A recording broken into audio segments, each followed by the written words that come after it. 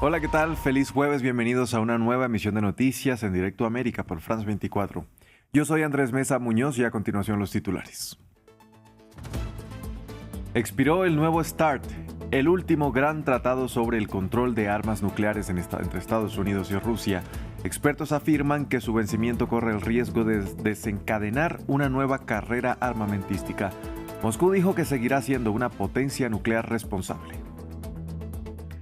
Ucrania y Rusia continúan por segundo día sus conversaciones en Abu Dhabi bajo la mediación de Estados Unidos. Esto mientras las autoridades de Kiev reportaron un ataque con drones. El Ministerio de Defensa dijo que desactivó las terminales de Internet de Starlink en suelo ucraniano que estaban siendo utilizadas por las fuerzas rusas. En la Franja de Gaza subió a 27 el número de muertos por los ataques de Israel de este miércoles. Así lo reportó el Ministerio de Salud gazatí, que dijo que todavía hay víctimas atrapadas bajo los escombros, ya que los equipos de emergencia no han logrado llegar hasta los lugares afectados. Con nuestra invitada del día analizaremos el encuentro entre el presidente colombiano Gustavo Petro y su par estadounidense Donald Trump en la Casa Blanca, una visita que marca un hito luego de meses de tensión entre ambos mandatarios. Para ello nos acompañará la canciller colombiana Rosa Villavicencio. Empezamos.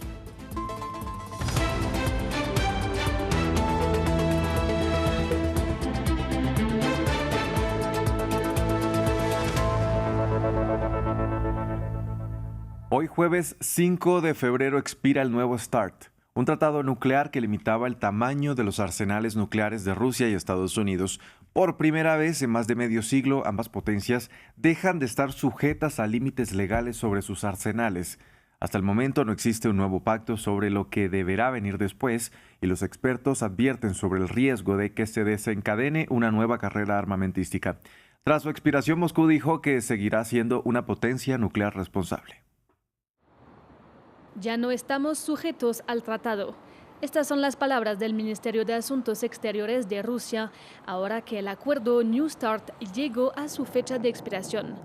El tratado firmado en 2010 establecía limitaciones al arsenal que ambos países podían poseer en un esfuerzo por limitar el impacto de una posible guerra nuclear. Como saben, el 22 de septiembre propusimos a los estadounidenses ampliar el plazo por un año. Sin embargo, no se ha recibido ninguna respuesta oficial por parte de los estadounidenses. Vladimir Putin subrayó que en esta situación actuaremos con cautela y responsabilidad, basándonos en un análisis exhaustivo de la situación general de seguridad, y seguimos abiertos a las negociaciones para garantizar la estabilidad estratégica. En ese momento, el presidente estadounidense Donald Trump dijo que le parecía una buena idea, pero no se llevaron a cabo negociaciones. El miércoles, el secretario de Estado estadounidense Marco Rubio no tenía ninguna novedad que comunicar sobre la situación.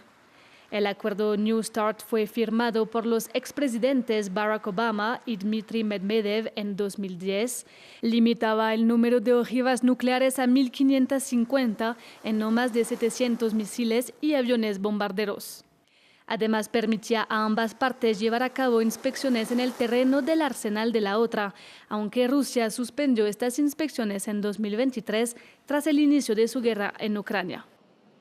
Los acuerdos entre ambos países comenzaron con las conversaciones sobre limitación de armas estratégicas en 1972, lo que significa que esta es la primera vez en más de medio siglo que no existen límites activos para los arsenales atómicos más grandes del planeta, lo que ha suscitado preocupaciones sobre una nueva carrera armamentística.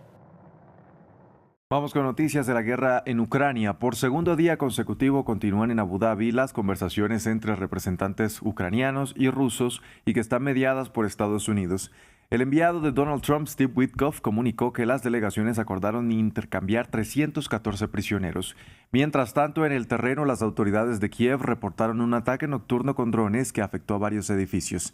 De otro lado, el Ministerio de Defensa ucraniano reportó que logró desactivar las terminales del servicio de Internet Starlink que estaban siendo utilizadas en su territorio por las fuerzas rusas.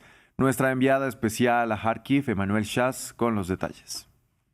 Mientras se reanudan las negociaciones trilaterales en Abu Dhabi, en Ucrania, los ataques rusos continúan.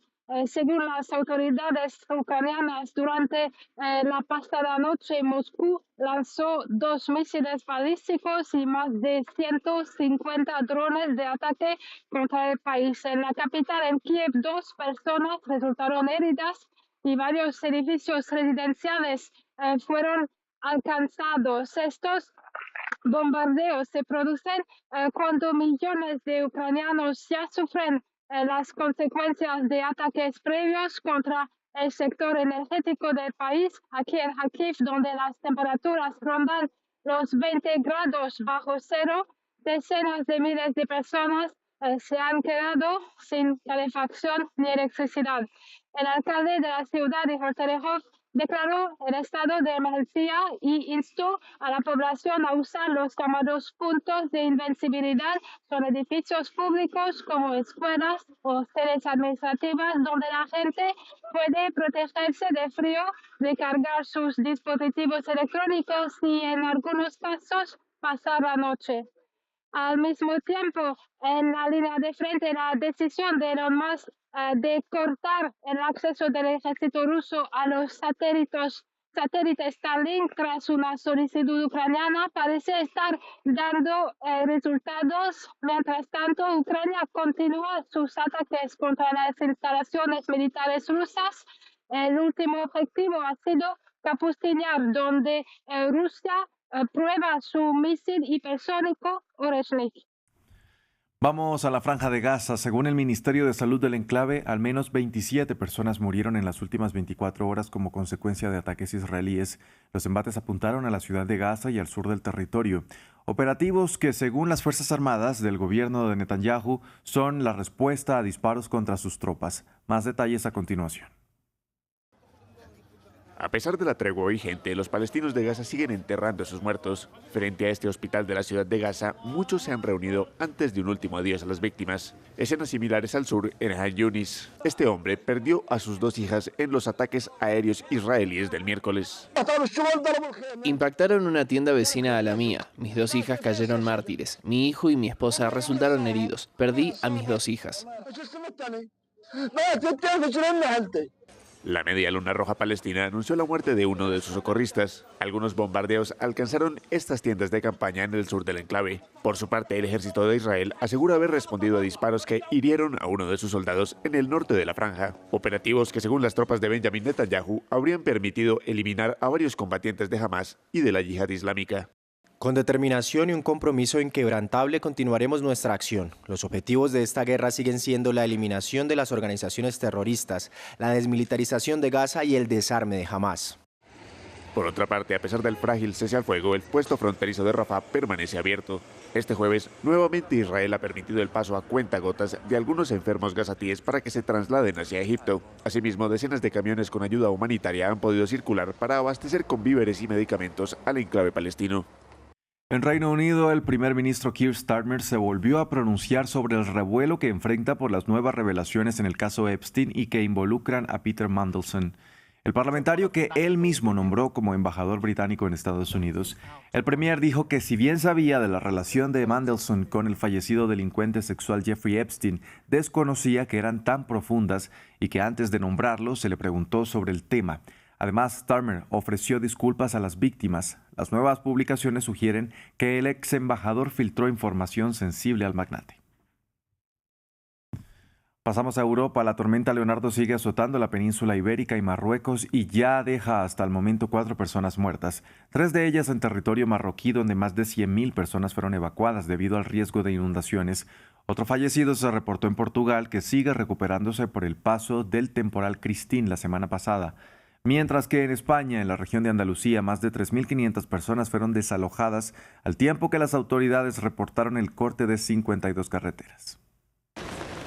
Portugal, España y Marruecos en alerta. La tormenta Leonardo afecta a estos países, en los que se registran severas afectaciones en servicios públicos. Portugal, que se recupera del temporal Christine, que golpeó al país la semana pasada, vuelve a estar en emergencia. Los servicios de emergencia reportaron decenas de evacuados. Aún no hemos alcanzado la marea máxima, así que no estamos en su punto más alto. Además tenemos 4 presas que están liberando agua y un dique que se ha desbordado. Estamos intentando ayudar a la gente. Hay algunos caminos cortados y estamos distribuyendo sacos de arena. En resumen, Al-Alcácer está sufriendo una de sus inundaciones, como ya ocurrió en el pasado. España también está en alerta máxima, y es que las fuertes precipitaciones rememoran las inundaciones de la Dana de 2024. De acuerdo a la información oficial, unas 3.500 personas fueron evacuadas y desplazadas en Andalucía, al sur del país. En tanto, más de 50 carreteras principales fueron cortadas, al igual que unas 80 vías secundarias. Los derrumbes y deslizamientos imposibilitan el tránsito vehicular. Mucho miedo, la verdad, mucho temor por los vecinos que viven, que están residiendo, porque como estáis viendo, el agua ya llega casi a medio metro y hay muchas casas, aunque son de segunda vivienda, están cerradas, pero que el ayuntamiento y su alcalde, gracias a Dios, ha mandado a toda la cuadrilla de trabajo y ha tapiado casi todas las puertas que ha podido.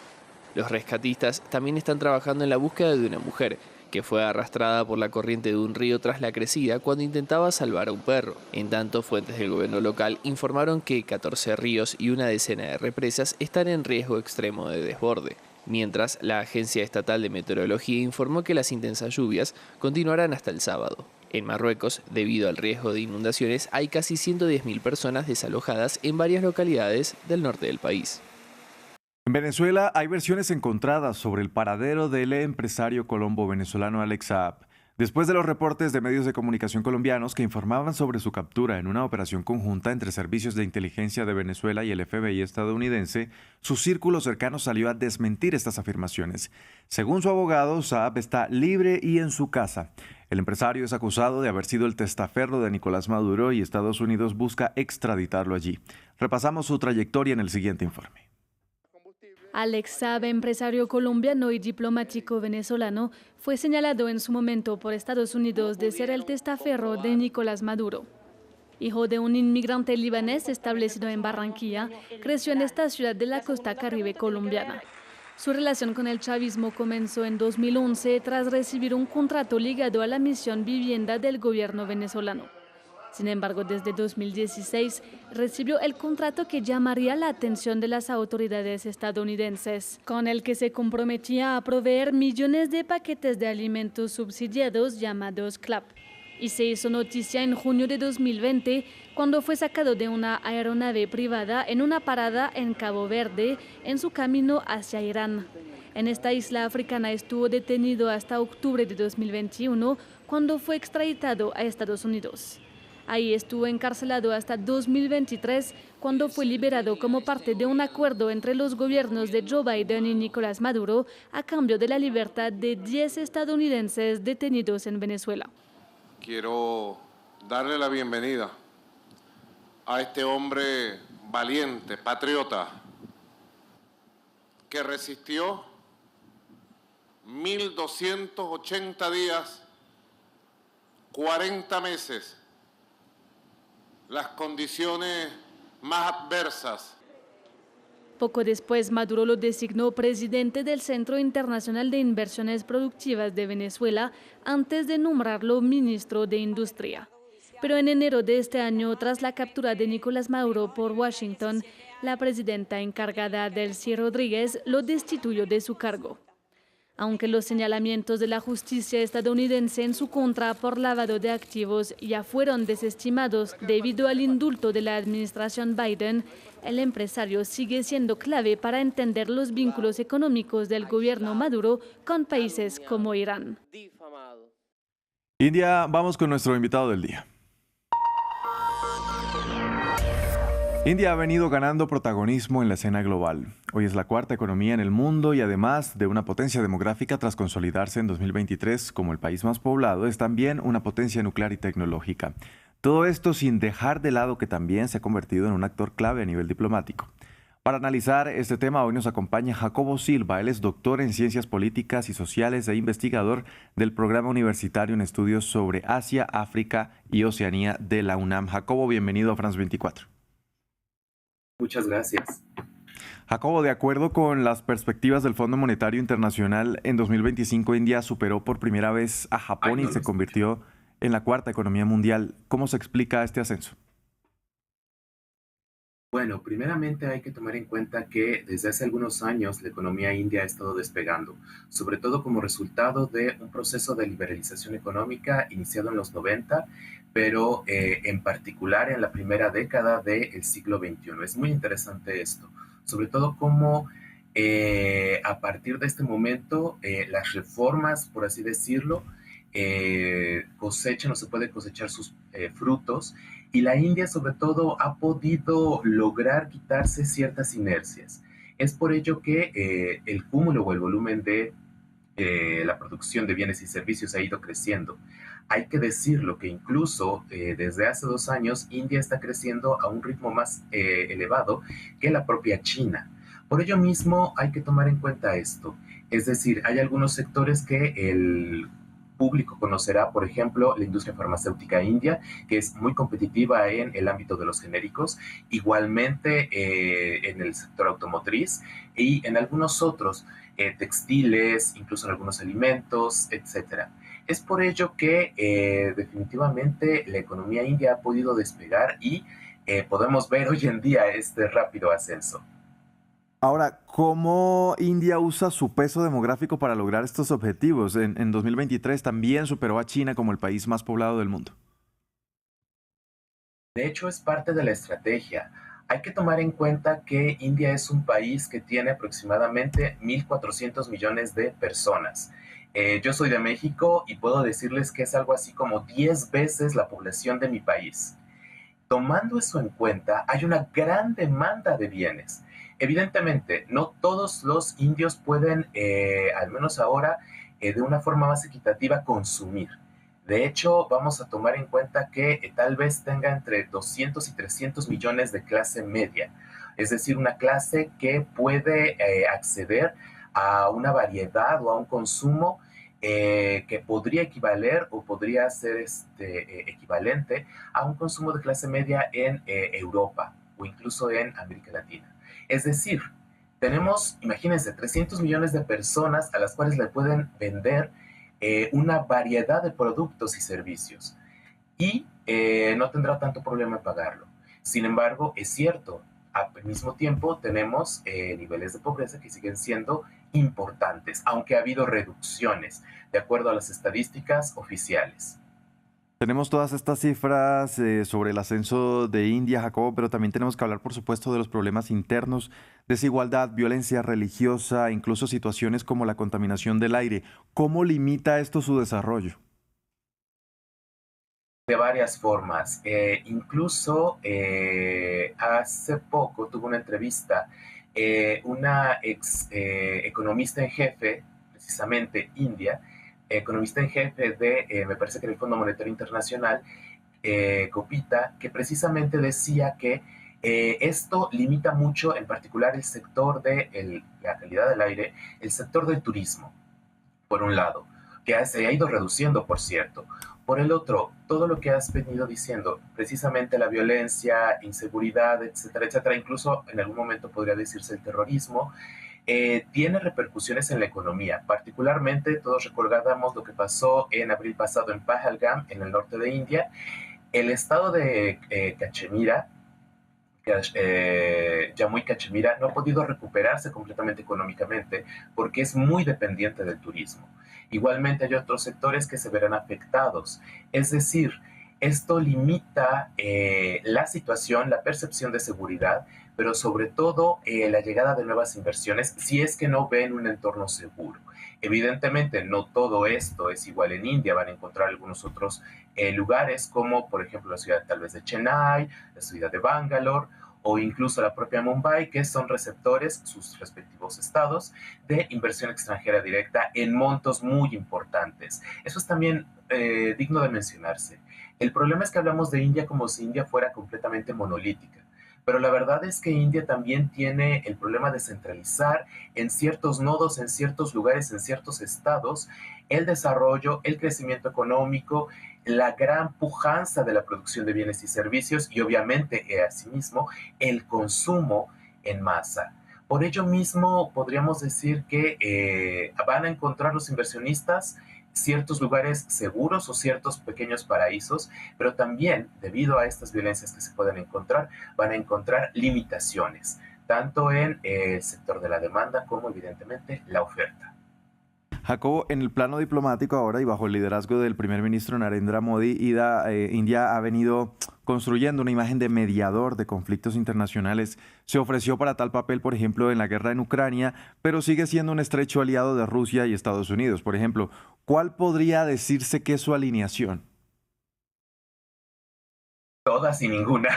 La verdad es complicado hablar de alineaciones como tal.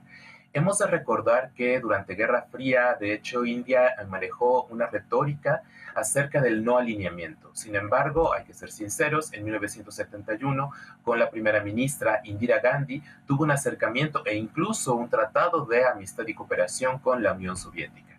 Desde ese momento, tal vez un poco antes, la Unión Soviética ha sido un aliado estratégico. Cuando termina Guerra Fría y se desmembra la Unión Soviética, esto cambia completamente el panorama para India y tiene que adaptarse a nuevas circunstancias. Sin embargo, cuando se ve otra vez el auge de Rusia, ahora heredera de la Unión Soviética, India decide igualmente tener estrechas relaciones con ella. Sobre todo, y hay que tomarlo en cuenta, no es que hubieran sido grandes socios comerciales, pero sí importantes aliados en el segmento de seguridad. Y tienen incluso, hay que decirlo, Rusia es el principal proveedor de pertrechos militares para India. Es una relación bastante interesante. Al mismo tiempo, uno de sus socios comerciales más importantes de India es China. E igualmente hoy en día, por ejemplo, el principal socio comercial de India es Estados Unidos. Es decir, India se encuentra, por así decirlo, en una posición muy particular. Se quiere llevar bien con Rusia, pero también se quiere llevar bien con Estados Unidos porque quiere al mismo tiempo contener la incursión o el poderío e incluso influencia de China en el Indo-Pacífico y en, sobre todo, los países más cercanos a India. Porque de pronto India se siente de alguna forma encerrada por las iniciativas chinas. En ese sentido, por ello mismo, es bien interesante cuando me preguntan acerca de a quién se alinea. Yo diría que a India, la propia India, y es muy difícil porque India además también intenta estar en varios foros. Por ejemplo, está en el Foro Económico India-Brasil-Sudáfrica, está en los BRICS, pero al mismo tiempo está en la Organización para la Cooperación de Shanghái, una iniciativa china y rusa. Igualmente va a estar en el Quad, una iniciativa con Estados Unidos, Australia, Japón. Es decir, India no intenta propiamente tener una exclusividad, sino va a tratar de ser lo más flexible y estar en las arenas o en el mayor número de arenas que pueda para poder proyectar sus intereses. Es bien interesante eso.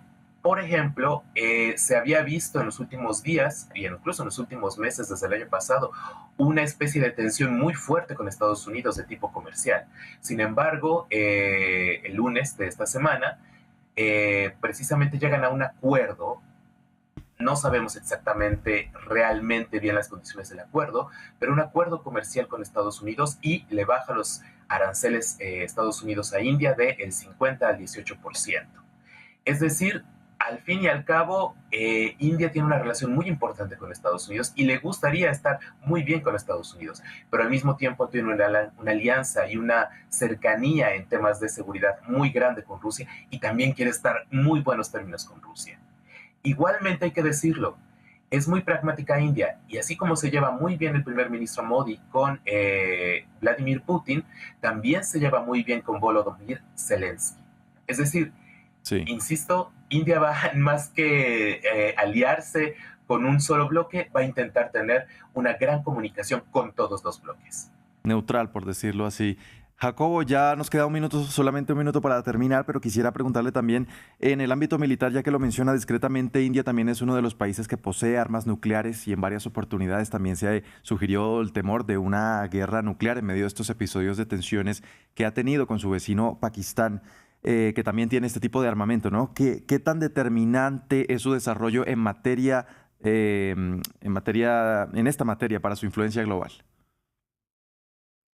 Bueno, hay que decirlo que además de acuerdo al Instituto de Estudios en Seguridad de Estocolmo, India es el principal, CIPRI, India es el principal importador de pertrechos militares del mundo. Le interesa mucho hacer varias compras. Ya lo he dicho, su principal socio comercial en este sentido, el militar, es Rusia, pero después le sigue Estados Unidos, después también está Francia e Israel. Y en este sentido podemos decir que es muy importante, es casi existencial. Vamos nada más brevemente. Después de 1962, cuando India tuvo una guerra con China y salió perdiendo, India se dio cuenta que necesitaba tener un sector militar fuerte. No ha podido desarrollar un complejo militar industrial como le gustaría. Justamente hoy en día lo está intentando.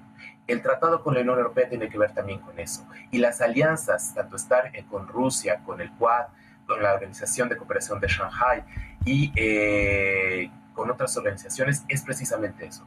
India le interesa muchísimo y cree que es parte de su propia existencia o de su propio sentido como país tener un sector militar importante por las animadversiones, evidentemente, con Pakistán, pero también con China. Bien, entonces era Jacobo Silva, doctor en Ciencias Políticas y Sociales e investigador del Programa Universitario en Estudios sobre Asia, África y Oceanías de la Universidad Autónoma de México. Gracias por ofrecernos esta radiografía de lo que es India. Muchas gracias.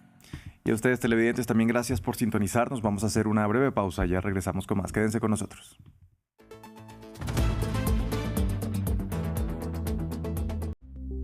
France 24 crece en el mundo digital. Lo esencial para que no se pierda nada, minuto a minuto, para seguir la actualidad internacional en tiempo real. Las noticias cada 5, 10, 15 minutos. France 24, la información empieza aquí.